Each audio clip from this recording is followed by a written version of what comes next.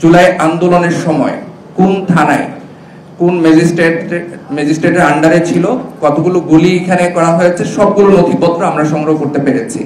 অনেকগুলো থানার ম্যাজিস্ট্রেটের আন্ডারে কতগুলো গুলি হয়েছে সেই তথ্যগুলো আমরা পাইনি। কেন? কারণ হচ্ছে এগুলো মুছে ফেলা হয়েছে বা সেই নথিগুলো সংগ্রহ করা হয়নি।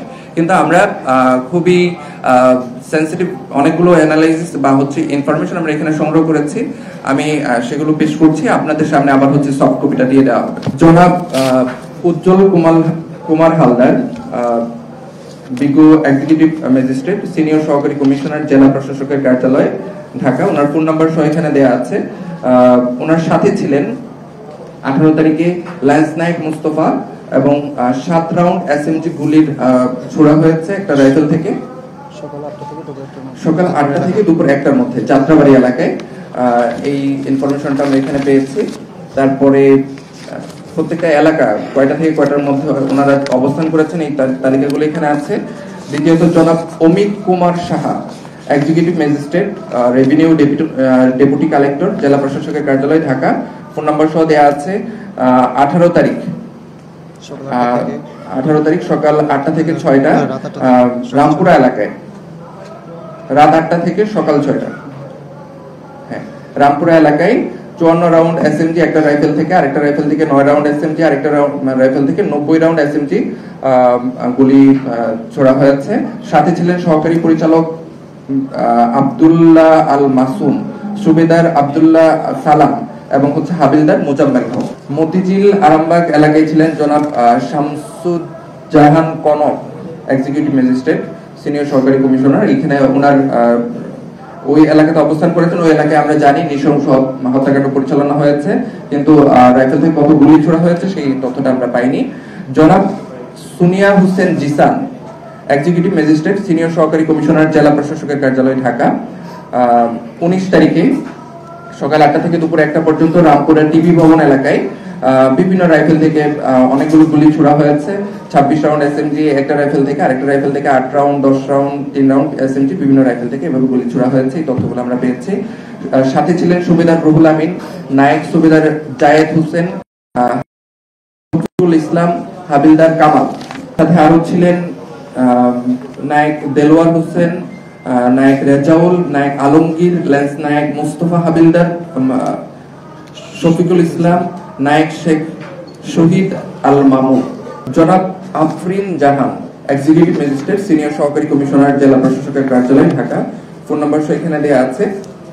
আমরা আগারগাঁও, মোহাম্মদপুর এই এলাকাগুলোতে উনি দায়িত্বরত ছিলেন এই আন্দোলনের সময়গুলোতে, বিশেষ করে 26 এবং 27 তারিখে ওনার রাইফেল থেকে যেই গুলিগুলো ছোড়া হয়েছে সেই নথিপত্রগুলো আমরা পাইনি।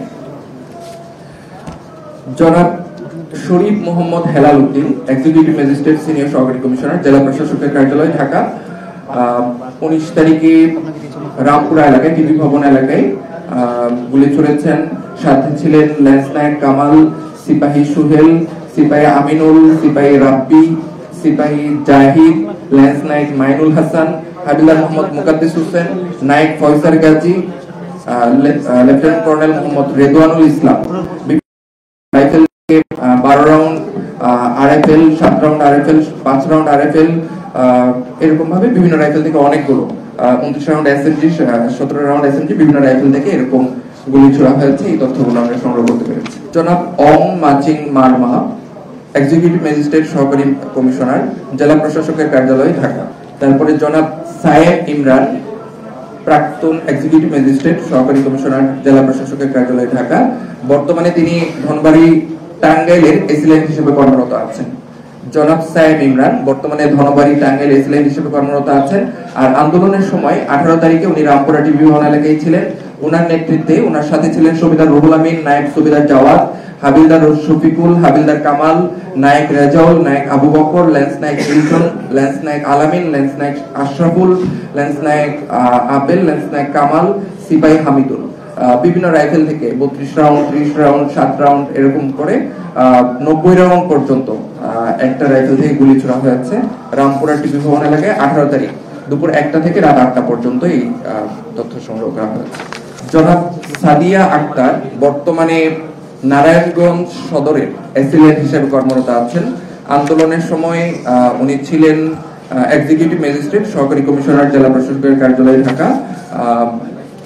দায়িত্ব ওনার আন্ডারে হচ্ছে 18 তারিখে 22 তারিখ এবং 23 তারিখে হচ্ছে ওনার দায়িত্বরত অবস্থায় ছিল, যে জায়গাগুলোতে আন্দোলনের সময় নৃশংস হত্যাকাণ্ড পরিচালনা করা হয়েছে, কিন্তু নথিগুলো হচ্ছে মুছে ফেলা হয়েছে, আমরা নথিগুলো সংগ্রহ করতে পারি।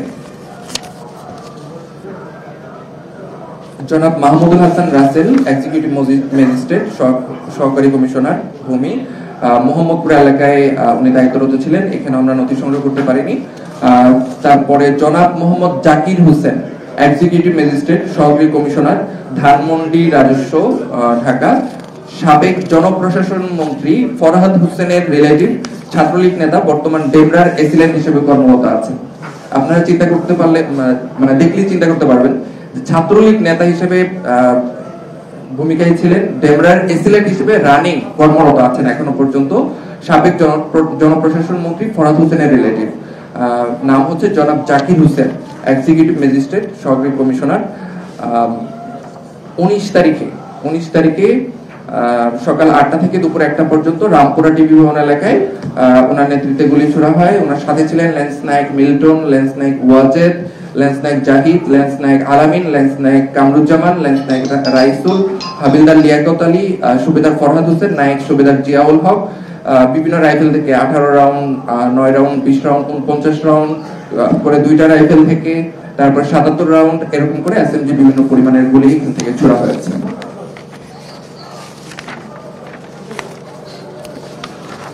জনাব শাইখা সুলতানা, এক্সিকিউটিভ ম্যাজিস্ট্রেট সহকারী কমিশনার, বর্তমানে শিবচর মাদারীপুরে এসিলেন্ট হিসেবে কর্মরত আছেন।